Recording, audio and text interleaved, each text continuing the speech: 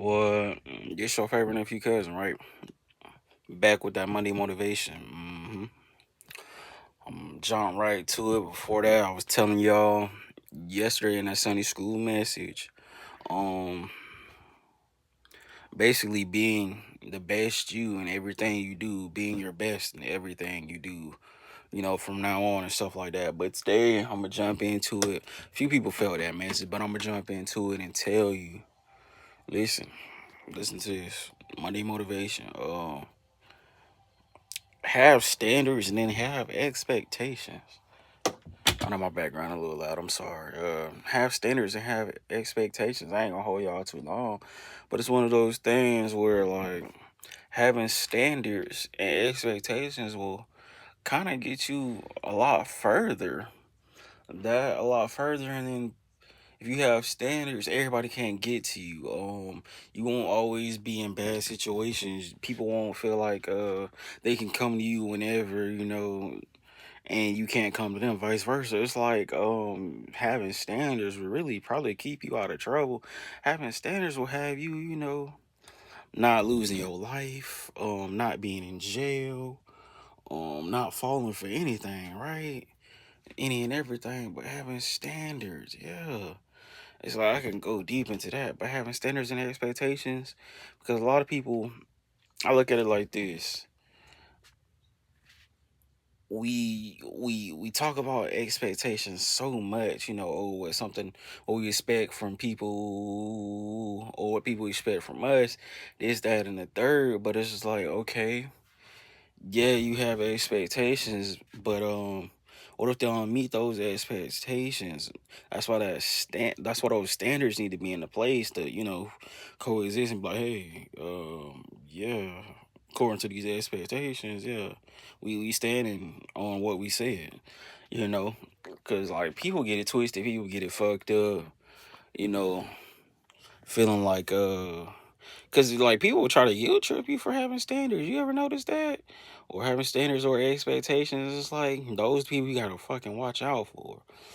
You too high maintenance. You this, that, and the third. You no. If you have standards and expectations, that's probably a good thing.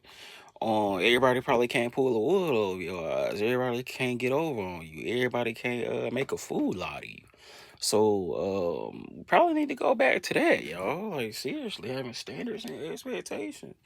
Because, like I say, people be falling for anything nowadays because motherfucker look good, or the status that they keep, monetary value that they hold in life and stuff like that. And it's just like, have standards. Yeah, people can have money, people have all that status, and then when you actually get to know them, you're like, oh my god, this motherfucker is, oh no, like, no, it don't even be worth it, And it's like that's why I was like, I don't really talk about, you know, relationships on this one, but it's still even standards and expectations in places you work or the goals you have or plan to reach, the people around you. You still need to have standards, right? And expectations. That's a good guideline to, at least have the right path try to come find you. You know what I'm saying? Like, I know I worded that weird for some people, but it's one of those things. It's like if you get it, you get it. Because without that, like without standards and expectations, you just pretty much, like I say, susceptible to anything. You'll accept anything. Everybody feel like they could try you. Everybody feel like, oh yeah, ooh, they don't got no standards. They ain't got no expectations. I'm giving this. I'm giving that, and it's just like, hold on. It's basically having standards and expectations is basically like a good filter. But like I say, I ain't gonna jump on y'all too heavy for that because it's one of those things where I feel like I be preaching to y'all every day. So having standards and expectations is just like one of those messages that I could go on and go on and go on. Because like I say, if you don't have the standards, and that's even in educational purposes or anything in your job and stuff like that, you have to have that mindset. Hey, I'm not finna kill myself for $1 billion corporation. You know what I'm saying? Especially if not even a third of that money is trickling down. I have standards. I'm not finna kill myself for the bag. You know what I'm saying? I want the bag, but I'm not finna kill myself for the bag. I'm not finna let people talk to me any kind of way just because I'm an employee. The fuck, like, see, let me get off of here, y'all, because it's like I've been there. Like I've always, even as I'm telling you, your favorite nephew cousin as a youngin when I was working, bruh. Like my thing was, I was a hard worker. I may not have been the fastest hard worker, but it was one of those things where it used to be like, I'm hard working and I'm like not too fast, and it's like, okay, I'm getting fast, I'm hard working, but don't blame me when everything go to shit, because that's when you gonna really say, you gonna see, oh damn, this nigga really don't give a fuck about this job, because when I would go off, it'll be way past the point of me like, I'm tired of this bitch. I'm going to the motherfucking job, tired as fuck, probably late a little bit, had school going on, had depression going on.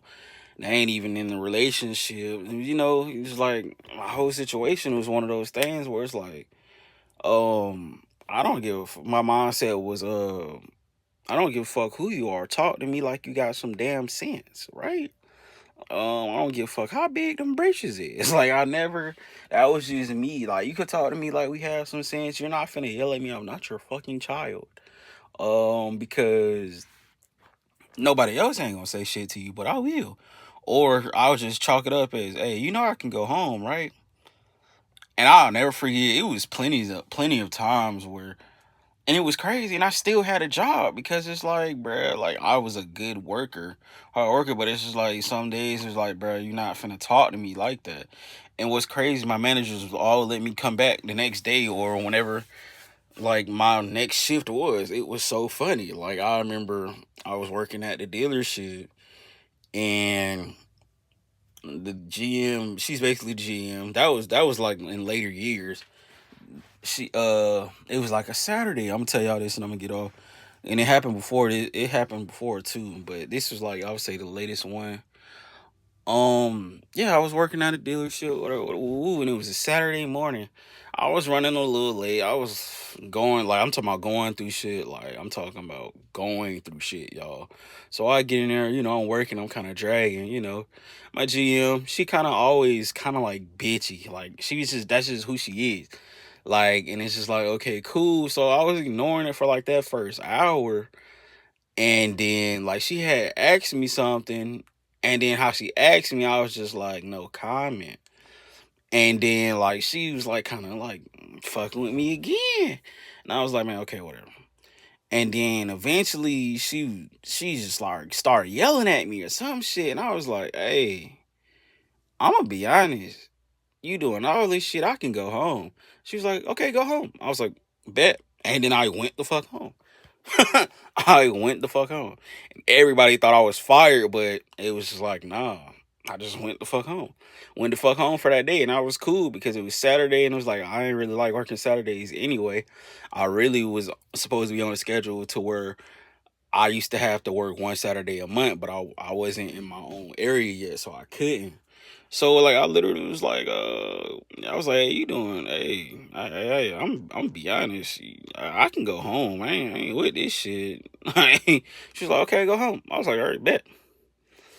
And I went the fuck home. And everybody, like I said, everybody thought I was fired. But how my days were, I was part time at that time because I was in school. So it was like my days were Wednesday, Thursday, Friday, Saturday, right?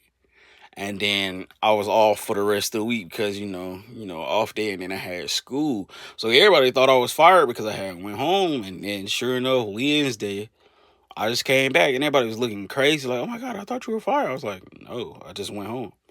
But like I say, I had standards and I had expectations. I'm like, bro, I don't care. Yeah, and it was crazy. Like I just didn't. I know. I don't tolerate disrespect, and it's like, bro, we both adults. You can talk to me regular. You know what I'm saying. You ain't gotta do that shit.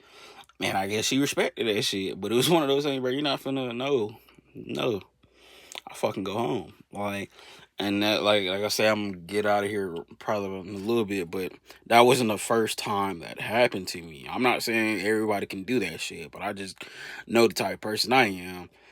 Cause I'm the type of person, I'm saying it, like I said, I'm saying this before, and I'm gonna go. I'm the type of person, you don't have to yell at me to do something. You've never had to. You really only got to tell me maybe once or twice to do something.